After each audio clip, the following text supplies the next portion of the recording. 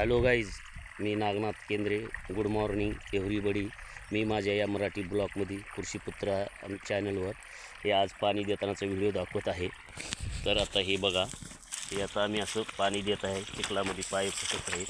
तो काही पाणी चालू आहे. आता बघा, हे पाणी चालू आहे. आता पाणी देऊ लागलो आहे आम्ही.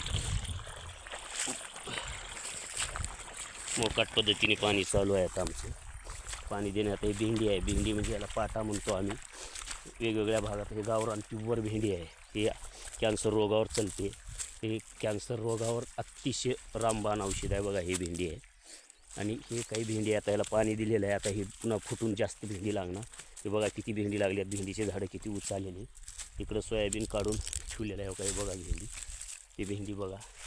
हो का, हे भेंडी बघा किती अतिशय चांगली आहे. आणि ही गावरान भेंडी अतिशय उपयोगी आहे. कॅन्सर रोगावर, शुगर, डायबिटीज हर रोगावर चालणारी भेंडी आहे. बघा ही भेंडी किती चांगली आहे. असं भेंडी लागलेली आहे, शेवटपर्यंत आहे. खूप तिकडे सोयाबीन काढले. आमचा कोटा आहे. आता पाणी देत असतानाचं दृश्य मी शेतामधून मस्तपणे दाखवत आहे. या माझ्या छोट्याशा मराठी ब्लॉगमध्ये शेतकरी जीवन कसं असतं, कष्टकरी अन्नदाता जीवन कसं असतं हे दाखवतो.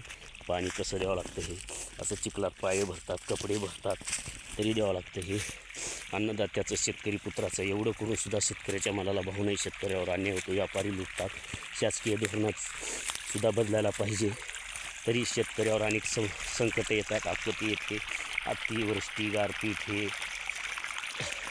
तरी न डगमगता शेतकरी काही ना काही करीत राहतो. पण शेतकऱ्याला आधार नाही. शेतकऱ्याच्या मालाला, मोलाला, घामाला, कष्टाला रात्रंदिवस किड्याचं पाणी द्यावं लागतं, कष्ट करावं लागतं. एवढं करूनसुद्धा पैसे हातात येऊन माल येईपर्यंत त्याची खात्री नाही. आणि संकटाशी उघड्यावर चालणारा एकमेव हा व्यवसाय आहे जगात.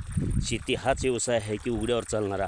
आणि वरून आकाश, खाली धरती, आकाशात खाली चालणारा आहे. त्याला झाकून नाही, याला कुठलं हे नाही.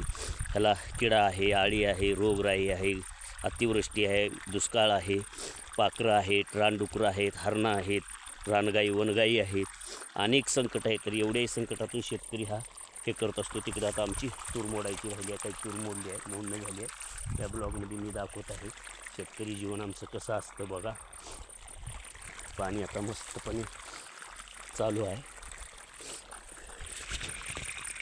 तर व्हिडिओ शेअर करा, चॅनलला सबस्क्राईब करा. कृषीपुत्र शेतकऱ्यासाठी एकजूट व्हा. शेतकऱ्यावर अन्याय व्हायला नको. शेतकऱ्याच्या मालाला मोबदल्याला भाव मिळाला पाहिजे. शेतकऱ्याला न्याय मिळाला पाहिजे. शेतकऱ्याने शेतकऱ्याच्या मालाचा भाव ठरवायला पाहिजे. कंपनी जसं कंपनीच्या वस्तूची ठेवतो, एखादा उत्पादक स्वतःच्या वस्तूची किंमत स्वतः ठरवतो. पण शेतकऱ्याला तसं नाही. शेतकऱ्याचा मालाचा भाव दुसरे ठरवतात. हा जोपर्यंत धोरण बदलणार नाही, यात बदल होणार नाही, तोपर्यंत शेतकरी विकसित होणार नाही, शेतकऱ्याचा विकास होणार नाही, शेतकऱ्याची प्रगती होणार नाही.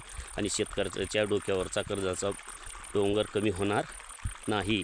खरं आहे का? बरं आहे का? हे खरं वाटतंय का? खोटं नाही बोलायचं, लबाड नाही बोलायचं, कमेंट करून सांगायचं. खरं आहे का? बरं आहे का? शेतकऱ्याचा आक्रोश, शेतकऱ्याचा आवाज, शेतकरी म्हणतो तो सत्य आहे का?